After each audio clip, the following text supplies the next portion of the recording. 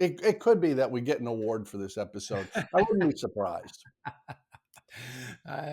You call it the Katrina Award. I that's dubious, but I'll take it. Mr. Brown, I'm going to admit something that I've never said in public before, but I think it's worth saying in this context. I have no idea when the baseball season starts or ends. I don't know anything about when the NFL season kicks off or when it closes up, the NHL, PGA. I don't know any of it. I'm just not a big sports guy. But I know when the hurricane season starts and I Oh know yeah. when it ends, and I pay close attention. How about you? Well, you and I are both on essentially the Gulf Coast, so yeah, big time. Well, and you just I've had hurricanes here in the last couple of years. Actually, I had 2004. We had three of them where the eye came within 10, 15 miles of my house. That was a pretty exciting summer. You Yeah. just had Hurricane Beryl come through, which suggests maybe we should have a little bit of a discussion about what do you do if you own an airplane, whether that's individually in a flying club, at a flight school, whatever. These are huge storms that can do enormous damage. And we have the advantage, Pat, that our aircraft are mobile. We could take them someplace and get the hell out of the way. That weekend, Beryl actually, the eye of Beryl passed within just a mile or so of the house, and we were lucky. We had no damage to the house or property. Trees down in the neighborhood, but none for us. And we were out of power for about 5.5 days in 95-degree temperatures, I might add. We finally bailed out and went to a hotel. So, yeah, we were babies, but we went to a hotel. You're right. Airplanes are mobile, and you can fly them away. We had just gotten back from Santa Fe though, and actually had not been following the weather and just didn't expect it to hit us. Well, and it did. In your defense, it was supposed to be considerably south and west of you, and it It's just true. kept curving towards the north till it came right to your house. Yes, But it did. there's a couple options here that I think are worth talking about. If you're at a tie down, do something about it. Don't just think you're going to ride that out. There can be real damage. As a matter of fact, I've got a photo right here of an airplane that was tied down at my local airport that didn't fare so well at the tie down during a hurricane. Oh We no. could put it in a hangar, but I'll share another interesting photo, Pat, right here, where the doors came right off my hangar during the last hurricane. It can happen. We lost every bit of paper in that hangar. We got file cabinets, but the storm moved them outside. Really? And They can do and weird things. I think the best option, if you can at all, is actually move the airplane. Get it a couple hundred miles away from where the storm is coming. It's not a long trip. It's not a super expensive trip, and it's possible you won't even have to pay for the whole thing yourself. Isn't that right? That's right. You look at your insurance policy. You actually prompted me to look at mine when we started talking about doing this subject. And sure enough, down there, buried in the fine print, is they will cover a portion of the expenses of getting the airplane out of the way. So there you go. And it makes sense from the insurance company's standpoint. They're insuring an asset that's got real value, that's in the path of a horrendous storm. And for those of you who have not been in a hurricane, good for you. There's Yeah. nothing about it to enjoy. But they're looking at the potential for huge payouts, because it's not your airplane, it's every airplane on the field at risk.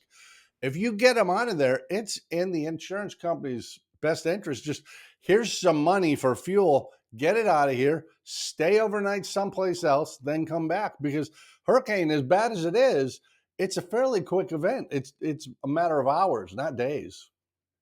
Yeah, and as we've talked about before, the weather leading up to the hurricane. I mean, usually we have some notice, and the weather's generally reasonably good leading up to it, and usually within a day or so of its passing, and sometimes really within a matter of hours of its passing, the weather is actually fine again.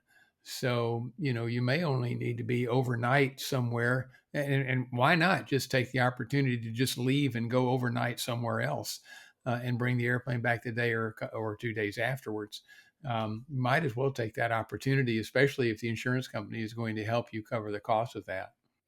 In my experience, Pat, the thing that's most interesting about this as a solution, you're not talking about going very far. You want to get away from the coast where the storm surge might be. You want to get away from the really high winds and the feeder bands. Those squall lines can be vicious. But a couple hundred miles, an hour or two's flight time from where you are can put you into a completely different thing. And we've certainly had that in Florida when Andrew just totally destroyed Homestead, Florida. I mean, it was just gone. It Right. was a reasonably nice day here, a couple hundred miles north on the peninsula.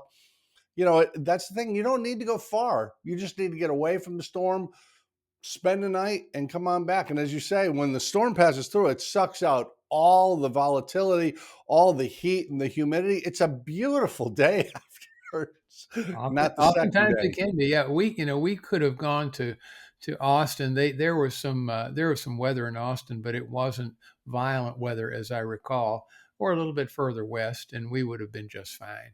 But we were fine as it was, and the airplane was fine too. But again, for us, it was more a case of timing.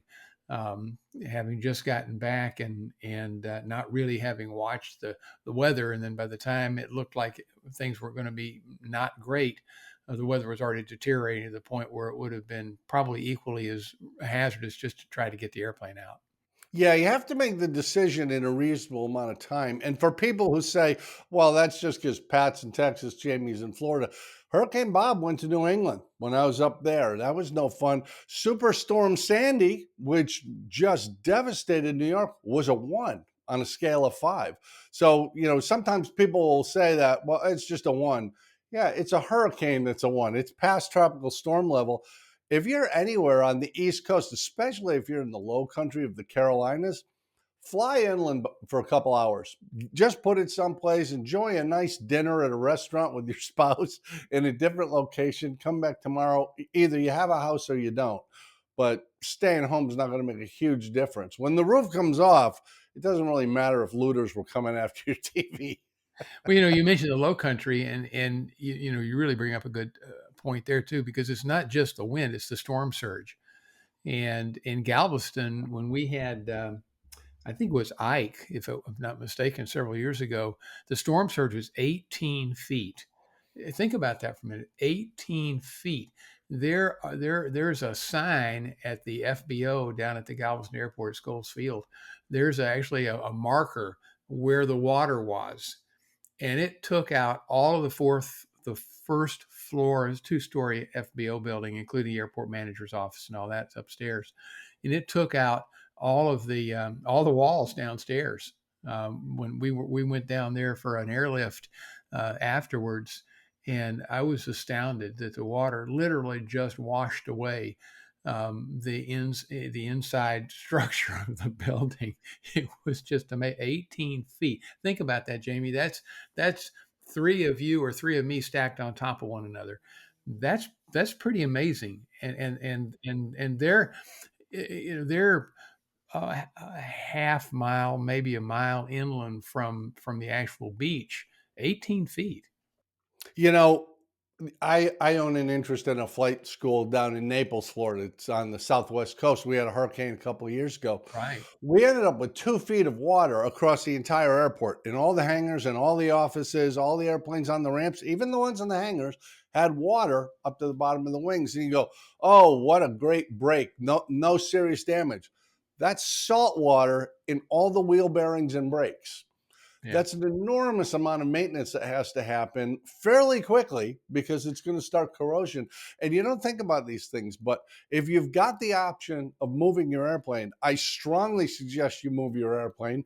If you don't, get it into a hardened structure someplace and away from the storm surge if at all possible. And that's true even, that Naples one, these places along the coast. Sometimes people will fly in here to where I am in the center of the state, what they call the ridge, because it's way up there at 140 feet above sea level. But you're not going to get storm surge here. You're going to have wind, but not storm surge. And that little precaution can save you all kinds of headache, tons of maintenance money, insurance claims, all kinds of headaches go away if you just watch for the storms, make a proactive decision well in advance, and do it. Yeah, when you were talking, we were talking about storm surge. It just brought back memories, bad memories of about 6 years ago when Harvey hit here, and it kind of meandered.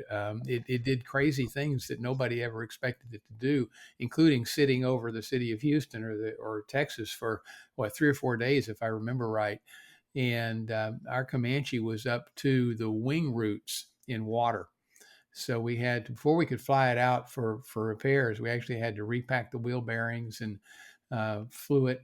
We, again, it wasn't forecast to do what it did, or we would have flown it out earlier. So I guess the name of the game is take precautions and get your airplane out of the way. Yeah, I'm not a big sports fan, but I know enough to have memorized the line, keep your eye on the ball. And we did have a hurricane once, came across the Atlantic, came across the peninsula, got into the Gulf, turned around, went back across the peninsula, went up to the mid-Atlantic states, came back, hit the peninsula again for a third time. Yeah. So just because the storm went by doesn't mean it's not coming back. So I know this is weird, Pat. I know this isn't something that people really think of, but the hurricane season runs from June to the beginning of December. It does it every year.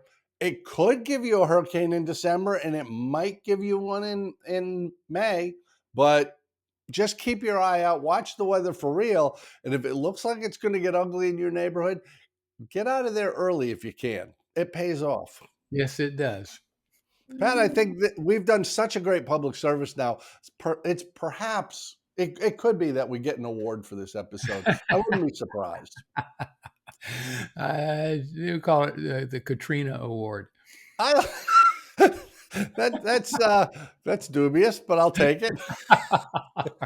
Hey, thanks so much for watching, y'all. Tune in back here to MadPropsAero, and of course, subscribe to the channel because we love how you grow the subscriber numbers up, and this just gets wider and wider. What's the word I'm looking for, Pat? Coverage. Yeah, I like a don't. hurricane, wider It's coverage. it's too early in the morning for me. I can't come up with words. I'm having the same problem. I'm only on my second cup of coffee, and it has not worked today. So we'll see you next time. Thank you so much. And Pat, between now and the end of hurricane season, stay safe, will you, buddy? And you too, my friend. I'll talk to you later. Adios.